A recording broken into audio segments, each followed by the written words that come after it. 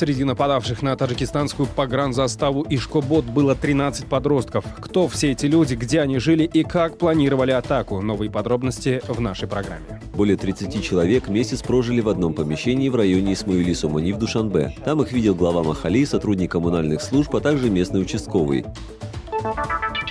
Руководство финансовой полиции Кыргызстана предполагает, что из страны было выведено более 900 миллионов долларов, а не 700. Депутаты впервые обсуждают громкое расследование радио «Азатык» о коррупции. Мы изучили переводы 3 лиц из 17 банков Кыргызстана. Было переведено 932 миллиона 736 тысяч долларов. Активисты собрались перед зданием представительства Евросоюза в Нур-Султане, чтобы рассказать дипломатам о проблемах гражданского общества в Казахстане. Европейцы к ним так и не вышли, а местные власти пригрозили арестовать. Представители власти, да? Вы зачем вот сюда пришли? Вы пришли, чтобы нас разогнать. Так же получается? Сейчас нарушайте закон сейчас. Вы не нарушайте! В прямом эфире информационная программа «Настоящее время Азия». В бишкекской студии я, Шавкат Тургаев. Здравствуйте. 9 мужчин, 11 женщин и 13 подростков – это точное количество человек, которые участвовали в нападении на погранзаставу Ишкобод в Таджикистане. Новые подробности атаки на таджикистанских пограничников озвучил представитель Госкомитета нацбезопасности Таджикистана на конференции, посвященной ситуации с правами женщин в Душанбе. Мухаммад Саидов рассказал, что группа была сформирована в Сагдийской области. За месяц до нападения на погранзаставу она переместилась в один из домов центрального района Душанбе. По словам представителя ГКНБ, появление незнакомых людей заметили председатель поселка и участковый. Однако ничего странного не заподозрили. Мухаммад Саидов назвал инцидент результатом халатности органов безопасности и отсутствия бдительности со стороны простых жителей. Новые детали атаки на погранзаставу противоречат ранее озвученной официальной версии. Я напомню, что сразу после нападения ГКНБ и МВД объявили, что нападавших было 20 человек. Они проникли в страну из Афганистана. Теперь же представитель спецслужб говорит о 33 нападавших. Тем временем, по словам того же Мухаммада Саидова, следствие установило, что главарем группировки был довольно состоятельный человек по имени Шухрат Гафуров. Этот факт, по мнению чиновника, исключает общепринятое утверждение о том, что причиной радикализации является бедность. Две семьи наладили свою деятельность в Сагдийской области. Более 30 человек месяц прожили в одном помещении в районе Исмаили-Сомони в Душанбе. Там их видел глава Махали, сотрудник коммунальных служб, а также местный участковый. Из-за их халатного отношения произошло вот это событие. Многие придерживаются такого мнения, что жители Таджикистана присоединяются к террористическим группам из-за низкого уровня благосостояния и отсутствия необходимых условий. Однако после изучения этой группы было выяснено, что у вышеуказанных лиц были хорошие условия жизни, а у главаря группы Шухрата Гафурова было выявлено свыше 1 миллиона сомони. Между тем, корреспонденты радио Озоди выяснили, что среди нападавших были двое подростков 14 и 15 лет. Брат и сестра, ученики 7 и 8 классов средней школы Бобуджон Гафуровского района с 21 октября без какого-либо уведомления перестали ходить на занятия. Учителя школы рассказали радио Озоди, что поведение подростков были обычным и никаких подозрений не вызывало. Я напомню, власти Таджикистана официально подтвердили гибель 2 силовиков. Спустя 2 дня группировка «Исламское государство» взяла на себя ответственность за нападение. В их распространенном заявлении говорилось, что в результате атаки боевиков были убиты 10 военнослужащих погранвойск Таджикистана. Тема коррупции на таможне и выводе миллионов долларов через Кыргызстан наконец-то добралась до парламента. На 6-й день после публикации совместного расследования «Радио Свобода Азатык», КЛОП КG и Международного центра по расследованию коррупции и организованной преступности депутаты заговорили. Мнение о фактах, озвученных журналистами, не высказали, но требовали реакции от правительства. Вице-премьер о долгих проверках сказал: «Пока так». Какими еще высказывания запомнились чиновники, расскажет Дарья Тимофеева. Руководство Финпола сегодня озвучило в парламенте крайне интересную информацию. По данным ведомства, Айркен Саймайти и его компаньоны перевели за рубеж из Кыргызстана свыше 900 миллионов долларов.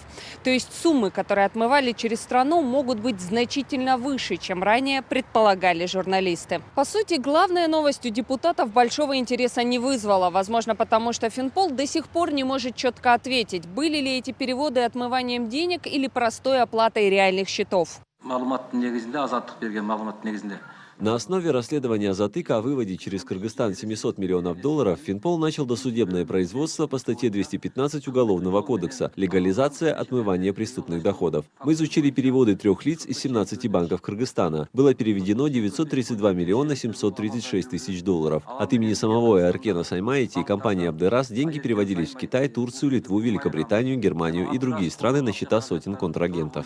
Парламентарии отметили большой резонанс журналистского расследования, но своего мнения практически никто о нем не высказал. Только старший брат одного из героев публикации Раима Матраимова Искендер Матраимов обрушился с критикой на журналистов после еще одной новости.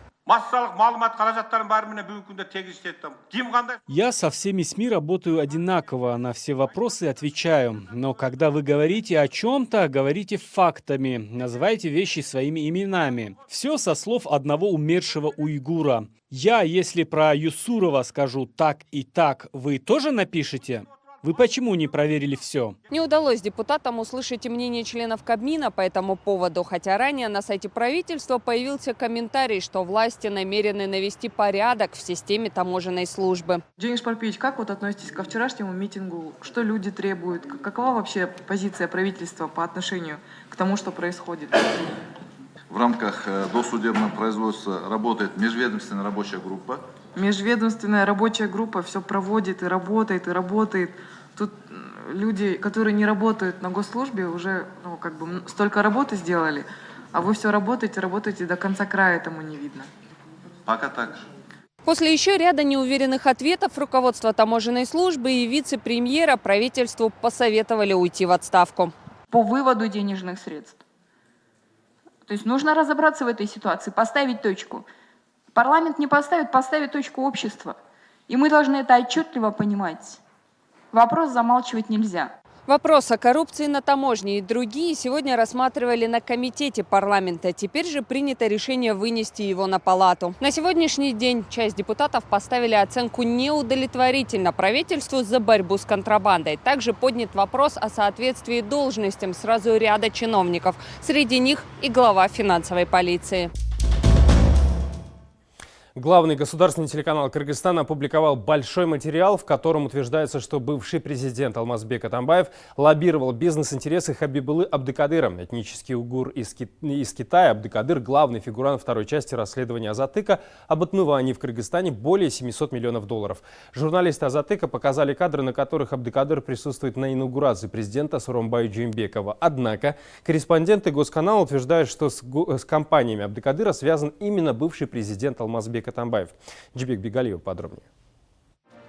О журналистском расследовании Азатыка, в котором рассказывается об отмывании сотен миллионов долларов, на главном канале Кыргызстана не рассказывают вообще, если не считать короткого сюжета на прошлой неделе. Зато там же вышел развернутый материал о том, как разбогател в свое время Алмазбек Атамбаев. Авторы рассказывают, что бывший президент заработал свой капитал не совсем законно. Но самое интересное в получасовом сюжете другое. Госканал опубликовал эксклюзивное видео с Субихи Пархати, загадочным бизнес-партнером Алмазбека Атамбаева. По официальной информации, 28-летний парень 2 года назад стал одним из учредителей предприятия «Форум» Атамбаева. В прошлом году, согласно официальной информации, Пархати выкупил его у опального политика примерно за $700 000. Однако обо всем этом молодой человек, по его словам, не знал. Когда я в интернете почитал, сколько у меня есть имущества, сколько у меня есть богатства, я сам в шоке был. Это дело вообще прошел по просьбе отца.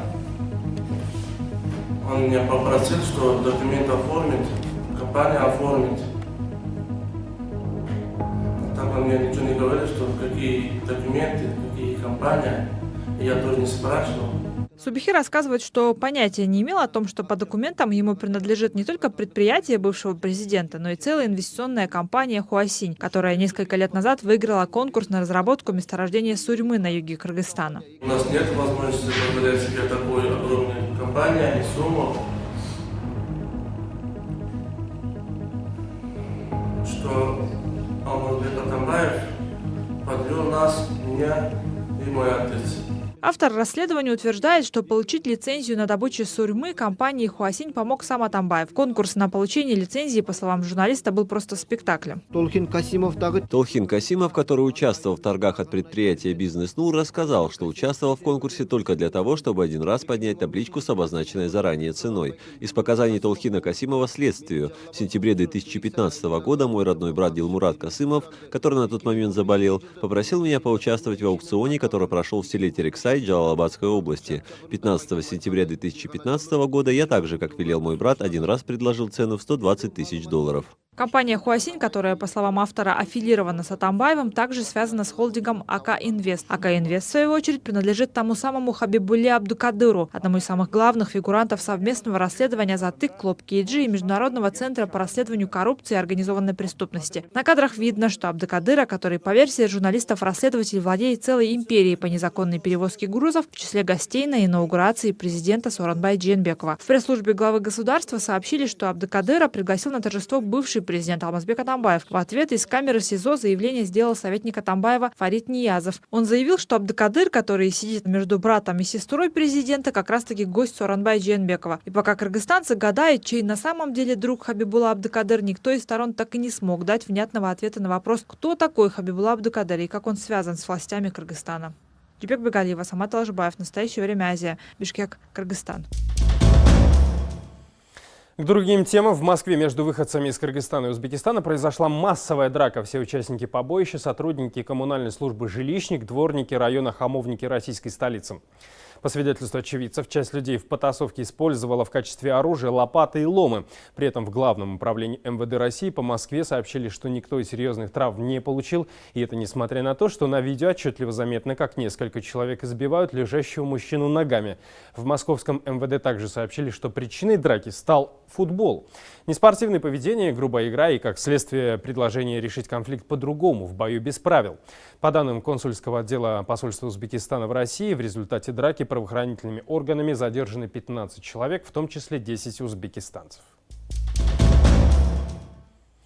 В Таджикистане сократили тюремный срок известному адвокату Бузургмехру Йорову. 3 года назад его приговорили к длительному тюремному сроку по целому ряду обвинений. Его признали виновным и в оскорблении лидера нации Эмомали Рахмона. Я напомню, Бузургмехр Йоров признан миссией Европейского Союза узником совести.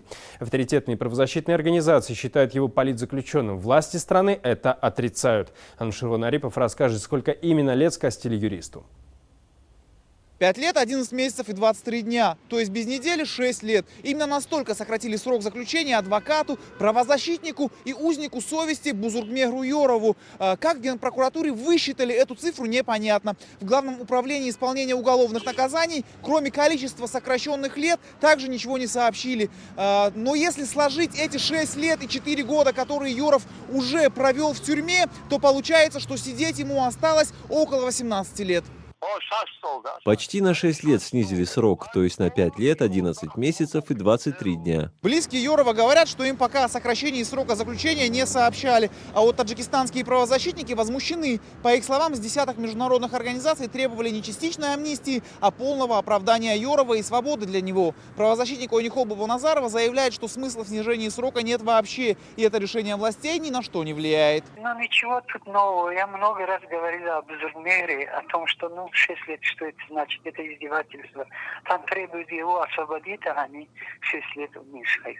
Бузургмехра Йорова задержали в 2015 году по обвинению в мошенничестве и подделке документов. В 2016 добавились еще 3 статьи Уголовного кодекса, в том числе разжигание религиозной розни. По 5 статьям адвокат получил 23 года тюрьмы. В 2017 году к обвинениям добавилось еще 4 статьи, и срок заключения увеличили до 28 лет. Правозащитники регулярно заявляли, что дело против Йорова было политически ангажировано, так как он собирался защищать в суде интересы арестованных членов ныне запрещенной в Таджикистане партии Исламского Возрождения. Власти отрицают политическую подоплеку в деле адвоката.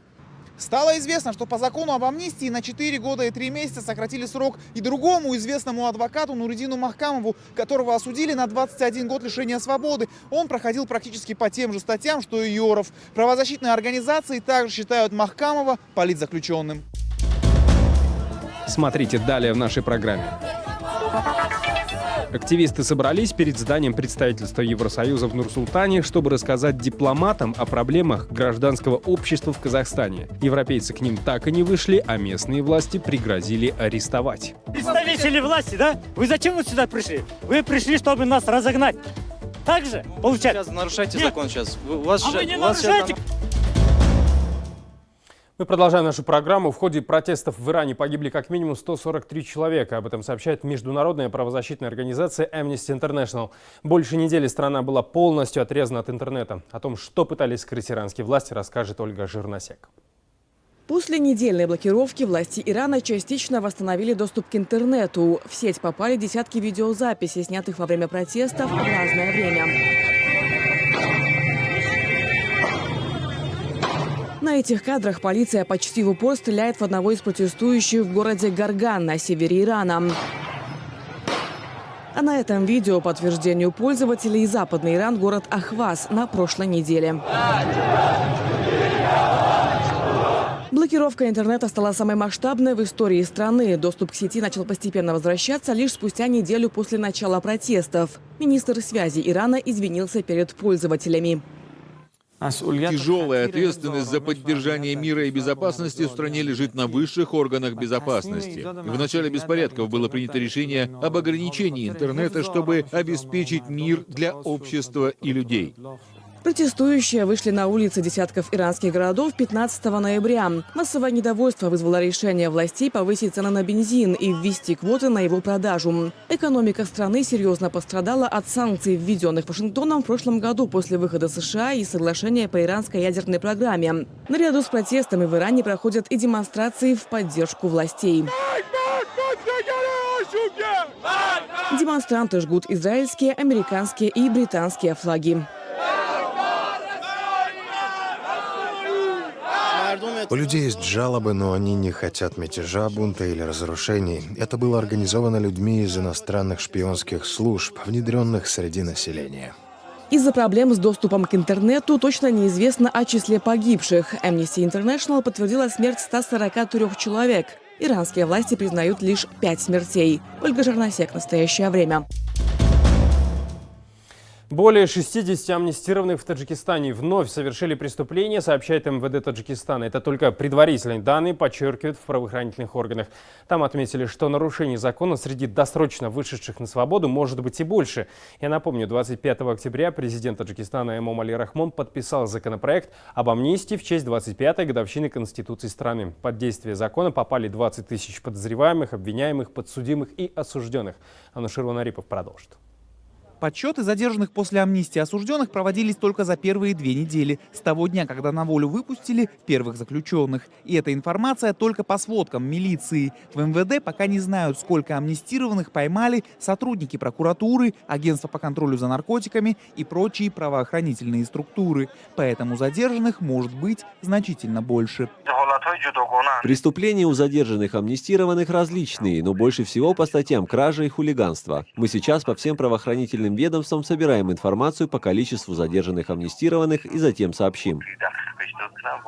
Некоторые помилованные совершили преступления буквально через несколько часов после того, как оказались на воле. По словам правозащитника Рахматило Зуирова, цифры говорят о том, что таджикистанские тюрьмы не смогли исправить этих людей. А комиссии по амнистии в колониях подписывали приказы об освобождении без оценки своих подопечных. То есть без выяснения, кто исправился, а кто нет. И самое главное, среди них есть люди, которых те же работники, сотрудники МВД хотели снова вернуть в колонии. Правозащитник Ойнихол Бубоназарова говорит о том, что многие заключенные просто были не готовы оказаться на свободе. Многим некуда идти, не берут их и на работу. На свободе они чувствуют себя людьми второго сорта. Власти обещали трудоустроить всех, но смогли предложить только низкооплачиваемые вакансии, уверена Бубоназарова. У нас нету никаких социальных программ, ни у власти. Ну, одно время НПОшники хотели что-то там сделать, но, видимо, тоже не получилось. Ну, это надо их поддерживать, надо сделать так, чтобы их принимали на работу. Амнистия считается актом гуманности во всем мире, но в Таджикистане она превратилась из юридического вопроса в политический. Власти четко показали, что готовы выпустить осужденных за кражи и убийства, но только не политические. политзаключенных. Политики больше, потому что уже выбирают, какую статью под амнистию подводить, какую статью нет. Неугодные лица, которые подпадают под понятие политических преступлений, они нормы об амнистии, например, терроризм, экстремизм, различные, связанные с религиозными и другие статьи, они под амнистию не попадают. Очень в основном. По данным правозащитников, после предыдущей амнистии в 2016 году более 40% выпущенных из тюрем вернулись туда в первый же год. Похожая картина, скорее всего, будет и в этот раз, уверены эксперты. Анушервон Арипов, Насим Исамов. Настоящее время Азия. В Нур-Султане около 20 человек с плакатами собрались у здания представительства Европейского Союза. Хотели рассказать прибывшим дипломатам о ситуации в Казахстане, в том числе и о нарушении прав граждан. Однако к собравшимся вышли только представители местной власти и предупредили о нарушении закона о митингах. Шалпан Разбекова с подробностями.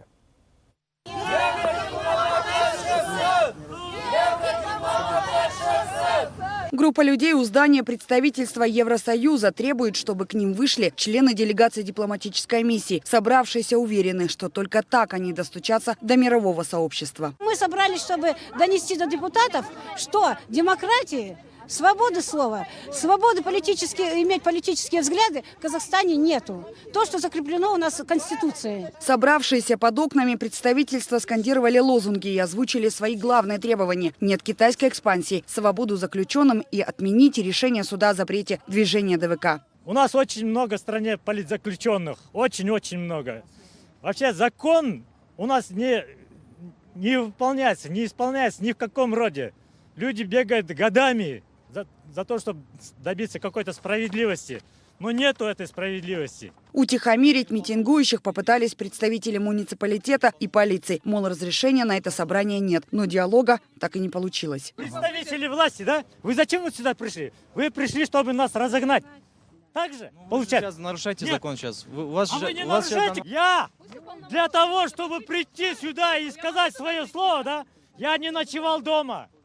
Я потому что знаю, что утром ко мне приедут и заберут. Большинство собравшихся ранее уже задерживали во время митингов. Некоторые не раз привлекались к арестам и штрафам. По их словам, гражданские активисты в Казахстане не имеют возможности свободного передвижения по стране. Поэтому просят заступиться за них представители Евросоюза. Мы знаем, что Европа и Америка защищают права людей во всем мире. Поэтому собрались здесь, чтобы донести до евродепутатов, что в Казахстане не соблюдаются права граждан. Всем говорят, что Китай – это наш дружественный партнер. Но на самом деле это не так. Мы позвонили в представительство Европейского Союза в Нур-Султане и попросили подтвердить, действительно ли в настоящее время проходит встреча с дипломатами и знает ли делегация о происходящем у здания. Но комментировать сотрудник пресс-службы отказалась, ссылаясь на отсутствие таких полномочий.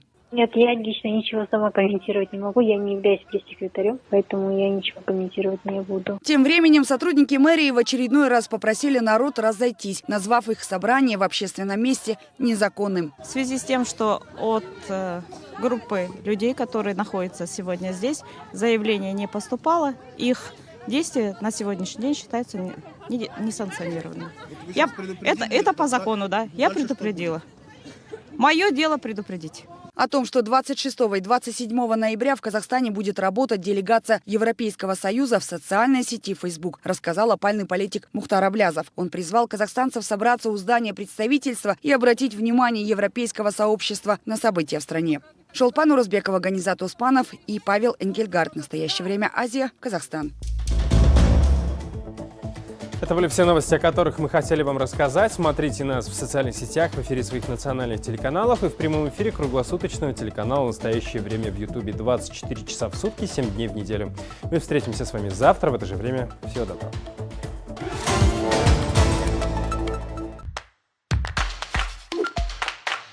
Держите.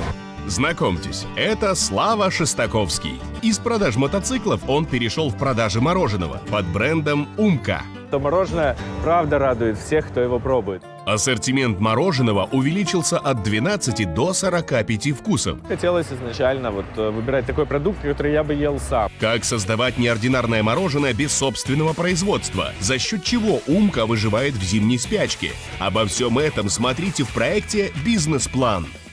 С каждым днем все больше людей работают и живут в городах.